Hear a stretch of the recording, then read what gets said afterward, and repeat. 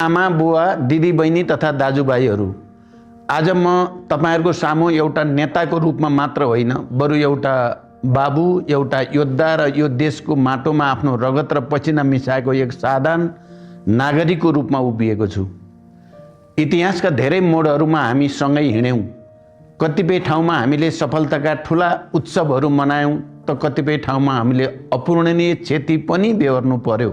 आजको यो घडी मेरा लागि केवल सत्ताको कुरा होइन, यो देशको भविष्य र विशेष गरी मेरा युवा साथीहरू जेनजीका छोराछोरीहरूको सपनाको कुरा हो। धेरैलाई लाग्न सक्छ म जस्ता पुराना नेताहरू एउटै हुन्, तर म आज यो सार्वजनिक मञ्चबाट प्रष्ट भन्न चाहन्छु, म ती पुराना नेताहरूको भिडमा छैन। म त्यो सत्ताको भागबण्डाको सम्झौतामा कहिल्यै सहभागी हुन चाहन्न जसले देशलाई बन्धक बनाएर राखेको छ। म फरक छु र म यो प्रमाणित गरेरै छाड्ने छु।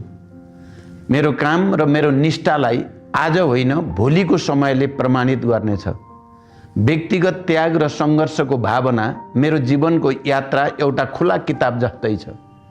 म त्यो पिता हुँ जसले आफ्नै आँखा अगाडि आफ्नो जेठी छोरी ज्ञानु र जवान छोरा प्रकाशलाई गुमाउनु पर्यो। म त्यो श्रीमान हुँ जसको जीवन सङ्गिनीले बीच बाटोमै साथ छोडेर गइन्।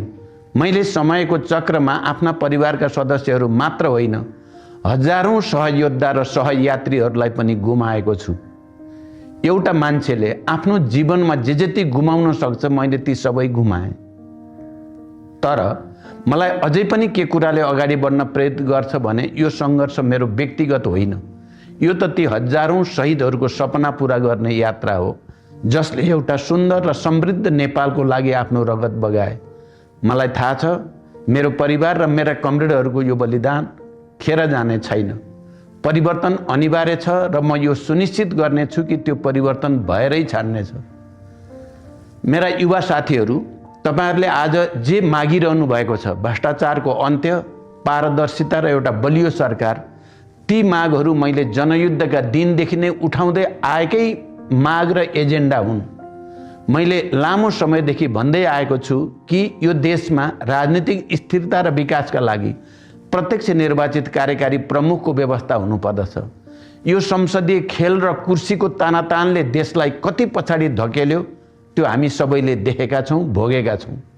त्यसैले म भन्छु मेरो माग र तपाईहरुको माग एउटै हो। म तपाईहरुकै पुस्ताको सोच बोकेर हिँडेको यात्री हुँ।